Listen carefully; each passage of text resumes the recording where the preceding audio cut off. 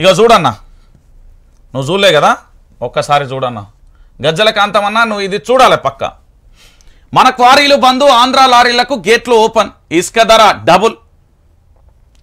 నెలలో 1100 నుంచి 2300 వరకు టన్ను ఇసుక. లాలూచి పడింది ఎవరు, కొరత సృష్టిస్తున్నది ఎవరు? సమాధానం కావాలి ఇప్పుడు. వినండి, ఇసుక ధర డబుల్ అయింది, రాకెట్ వేగంతో దూసుకుపోతున్నది. గడిచిన నెల రోజులుగా పెరుగుతూ ఇప్పుడు డబుల్గా మించింది. కొన్ని చోట్ల డబుల్ ఉంటే మరికొన్ని చోట్ల డబుల్ను మించిపోతున్నది. ఊహించని ఈ హఠాత్ పరిణామానికి నిర్మాణదారులు లిఖితమవుతున్నారు. ఇప్పుడు హైదరాబాద్ మార్కెట్లో ఇసుక ధర ఆల్ టైమ్ హైగా ఉన్నాయని నిర్మాణ సంస్థల ప్రతినిధులు చెప్తున్నారు. గడిచిన 10 ఏళ్లలో ఈ ధర ఎన్నడూ లేదని వ్యాపారులు, లారీ యాజమానులు చెప్తున్నారు. అంతేకాదు రాష్ట్రంలోని ప్రధాన ఇసుక క్వారీలన్నీ మూసివేశారని లారీల యాజమాన్యాలు చెప్తున్నారు. ఇక ఇసుకను ఎక్కడి నుంచైనా బుక్ చేసుకోవడానికి కేసీఆర్ ప్రభుత్వం ఉద్దేశించి రూపొందించిన ఆన్లైన్ ఇసుక బుకింగ్ సంబంధించిన వెబ్సైట్ కూడా ఓపెన్ కావడం లేదనేది ప్రధానంగా చర్చనీయాంశంగా మారుతున్నది. ఈరోజు మాట్లాడుతున్నారు కదా తెలంగాణకు సంబంధించి, తెలంగాణ రాష్ట్రాన్ని ఎవరు తెచ్చిర్రు అదంతా చెప్పిన కదా. దీని సంగతిని టీఎస్పీఎస్సీకి సంబంధించిన సభ్యుడు ఆంధ్ర వ్యక్తి, విద్యుత్ సంస్థలకు సంబంధించిన దాంట్లో ప్రమోషన్లలో ఆంధ్ర వ్యక్తులు, ఆఖరికి తెలంగాణ ఇసుక క్వారీలు ఆంధ్ర లారీలకు గేట్లు ఓపెన్ చేసిరు.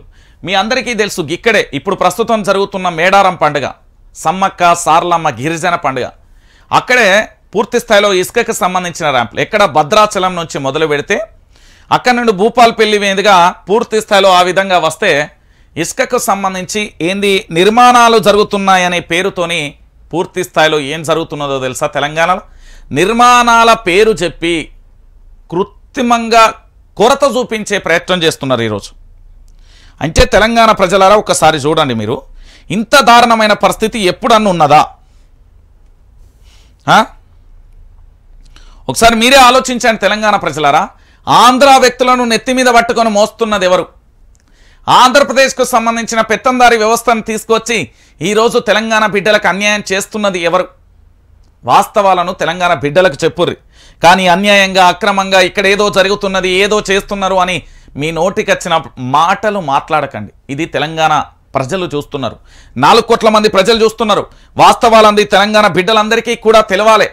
రానున్న భవిష్యత్తులో జనరేషన్కు సంబంధించి అసలు తెలంగాణ ఉద్యమం అంటే ఏంటిది, ఈ తెలంగాణ రాష్ట్రం కోసం ఎవరు తొలి అడుగేసిళ్ళు, ఈ తెలంగాణ రాష్ట్రానికి పూర్తి స్థాయిలో ఎవరైతే కమిటీలు ఏర్పాటు చేయాలి, ఎవరైతే జేఏసీకి పునాదైళ్ళు, దానిని ఎవరు తీసుకొచ్చిళ్ళు, ఆ తర్వాత సబ్బండ వర్గాలకు ఎట్లా న్యాయం చేసిర్రు అనే విషయాన్ని కూడా మనం చూడాల్సిన బాధ్యత తెలంగాణ ప్రజల మీద ఉన్నది. వాళ్ళందరికీ చెప్పాల్సిన బాధ్యత ఉంది. నాలుకే చీరేస్తాం, కోసేస్తాం, ఇవి కాదు కదా భాష. పరుష పదజాలం వాడకూడదు. అరే నేను ఒక్క పదం వాడినందుకే నానా యాగిరి చేస్తిరి, మరి మీరు మాట్లాడే భాషలేంటి?